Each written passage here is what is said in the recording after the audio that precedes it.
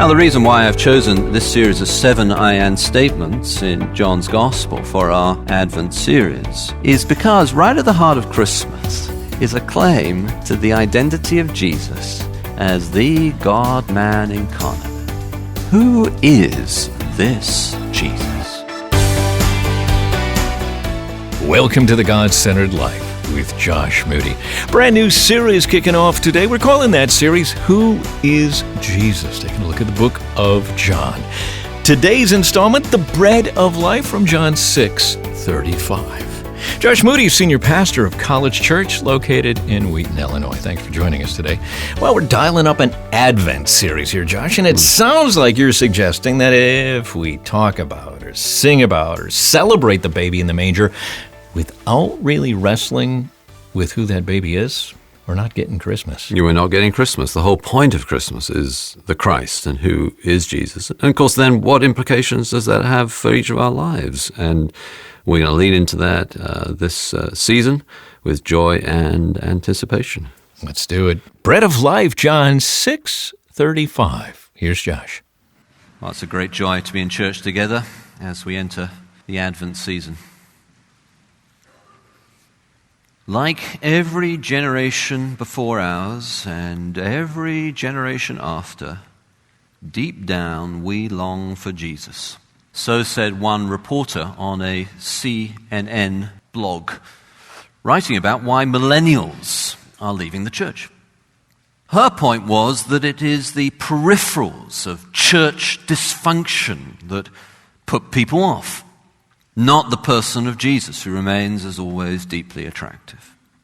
Well, whether or not her whole argument is accurate, the passage before us today does display the kind of magnetic power that Jesus indeed does still have. But yet, at the same time, that the real issue is not what Christians do or the church does, but who Jesus actually is.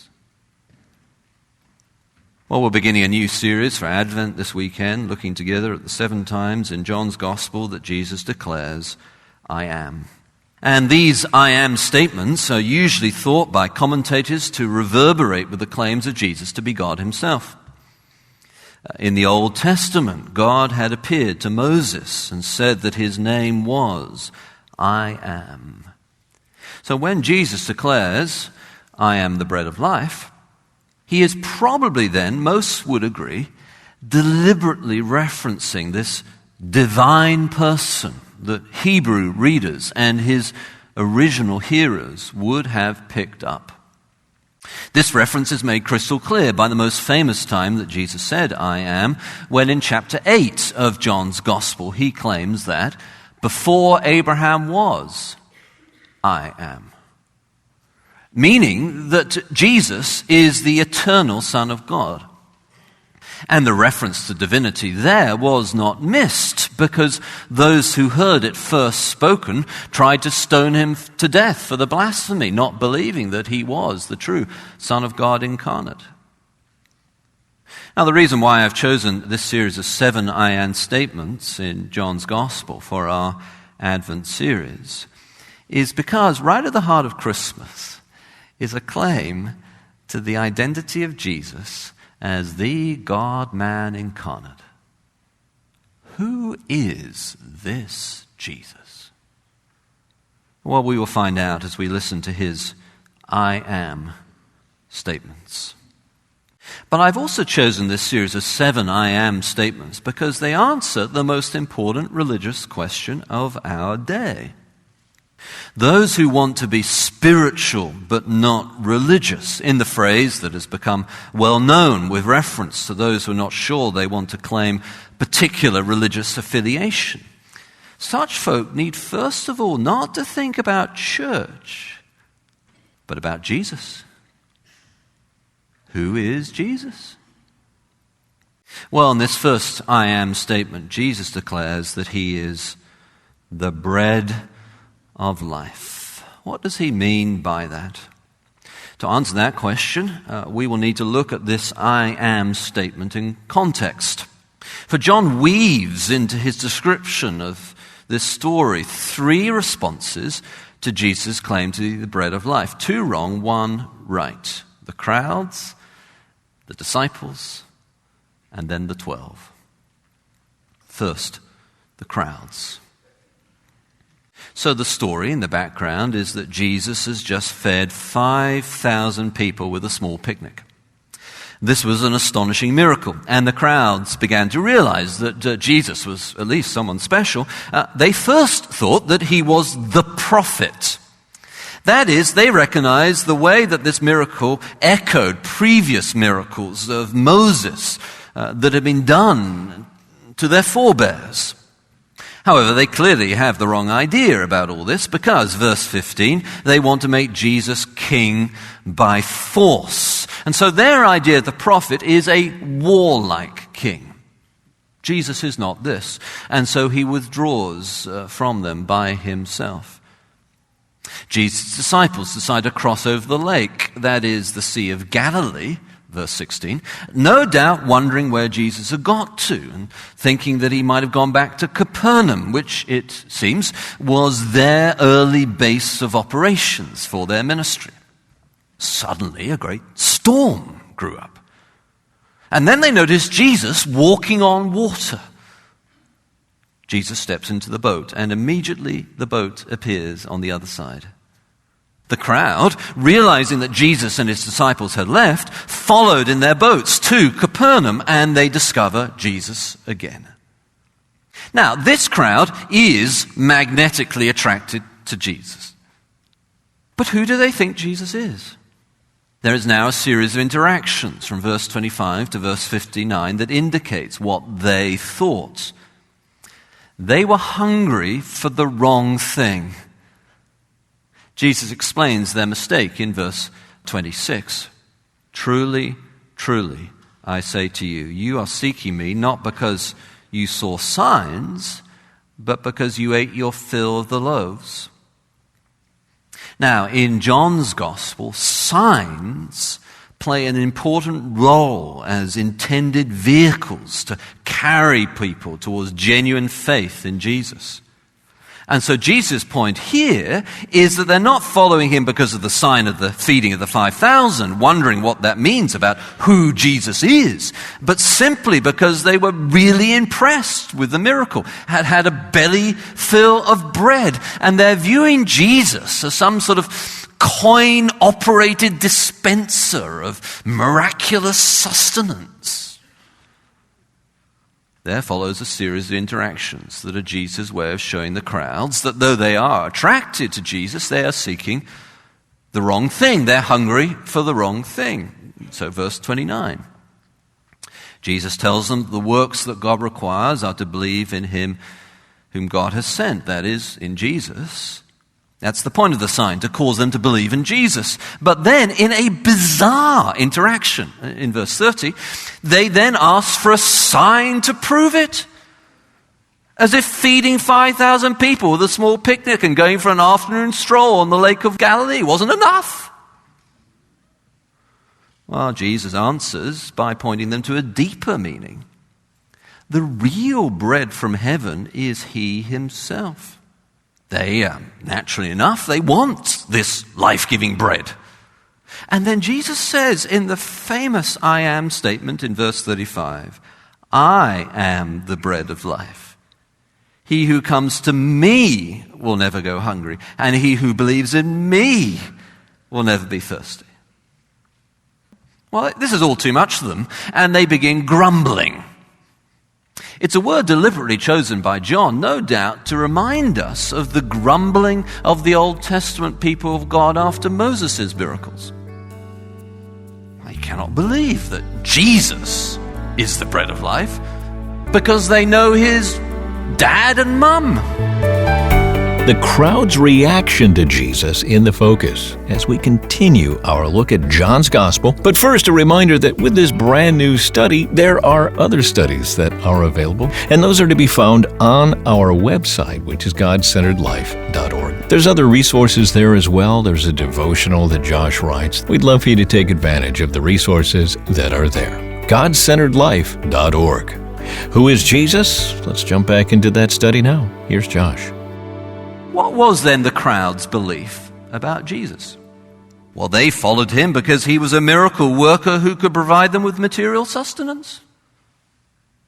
Once Jesus began to explain that following him meant believing in him personally, and it meant something for eternal life, and that he was himself the bread of life. That is, to follow Jesus was not just to get something from Jesus, but to believe in Jesus for his own sake. The crowds are not so excited. Perhaps they were spiritual but not religious.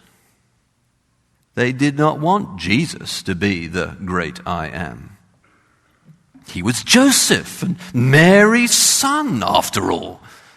How on earth could they eat his flesh? It was all too much like cultic religious mumbo-jumbo. Now, if Jesus had just stopped with giving them a big meal out of nothing, then they would have been quite happy and followed him. It's a bit like if someone in Africa had managed to sort of conjure up a massive feast for impoverished people, and they'd all, of course, followed him, and then afterwards he refused to give them any more. They would not be best pleased. I like this true story of someone at Cambridge University who asked the proctor to bring him cakes and ale during his examination. Proctor: sorry, no. Person taking examination: sir, I really must insist, I request and require that you bring me cakes and ale. At this point, he produced a copy of the 400-year-old laws of Cambridge, written in Latin and still nominally in effect, and pointed to the section which read, roughly translated from the Latin, "Gentlemen sitting examinations may request and require cakes and ale." Pepsi and hamburgers were judged the modern equivalent, and he sat there writing his examination and happily slurping away and chewing his Big Mac or whatever it was. 3 weeks later, the university fined the person £1 of sterling silver for failing to wear a sword to the examination.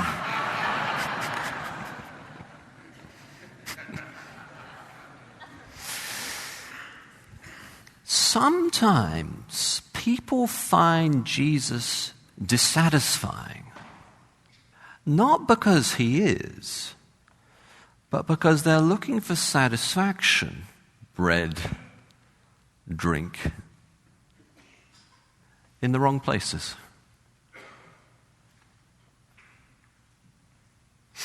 Well, the first response then, the crowds, hungry for the wrong things. Second response, the disciples.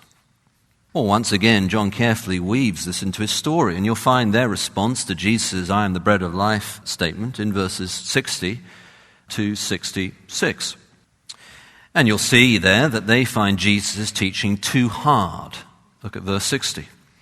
When many of his disciples heard it, they said, "This is a hard teaching. Who can listen to it?"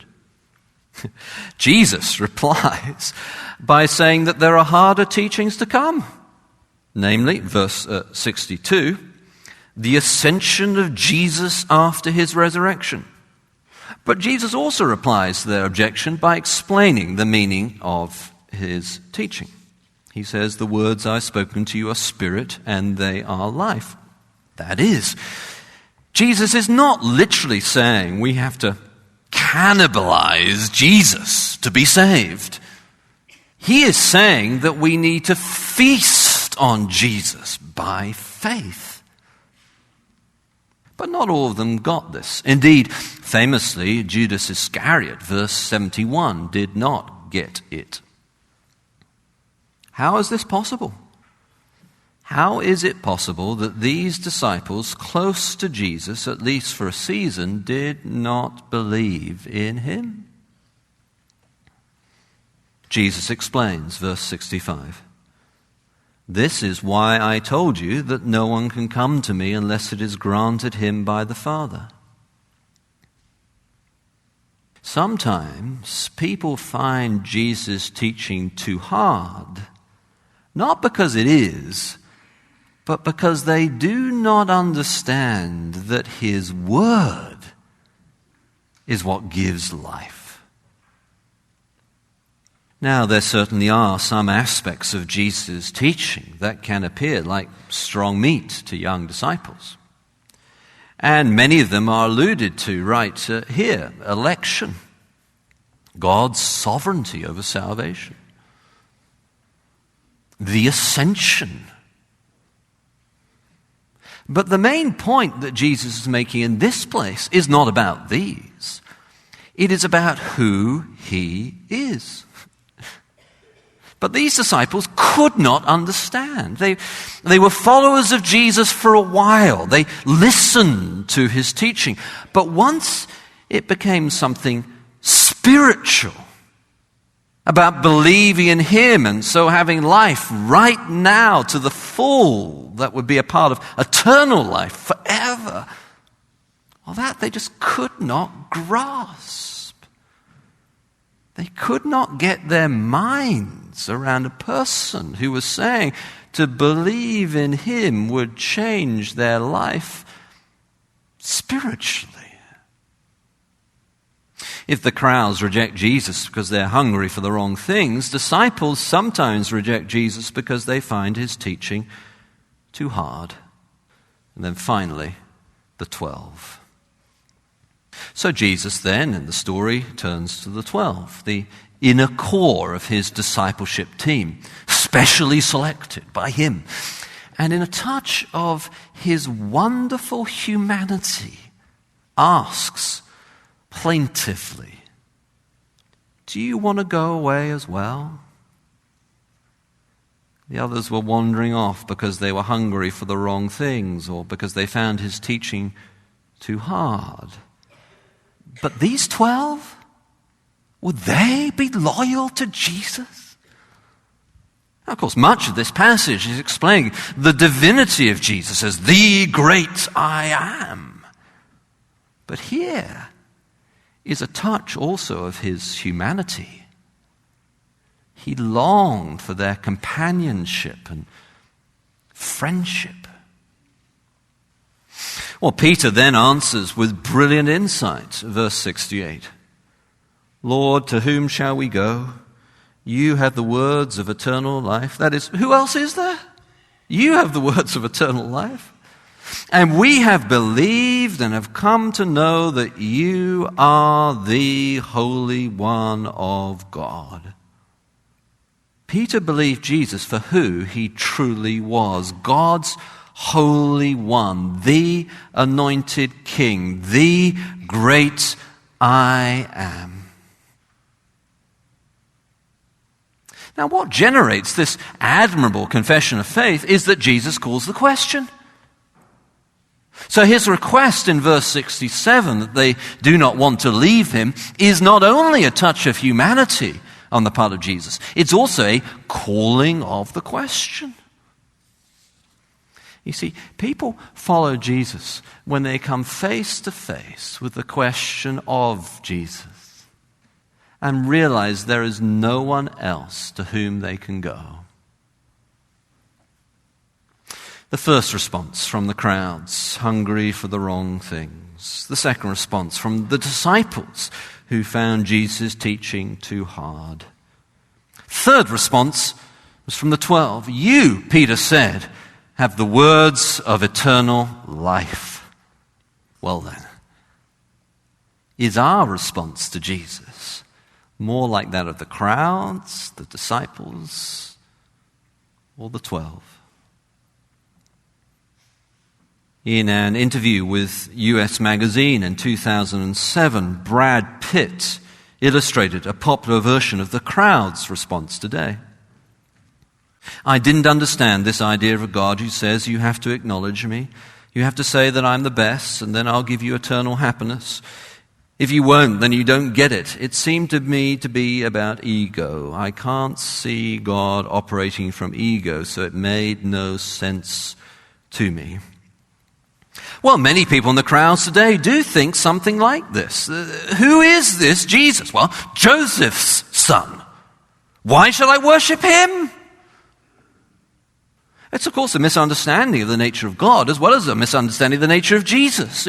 We as humans cannot be the center of the world. Only one person can rightly and healthily occupy that place of worship, Jesus.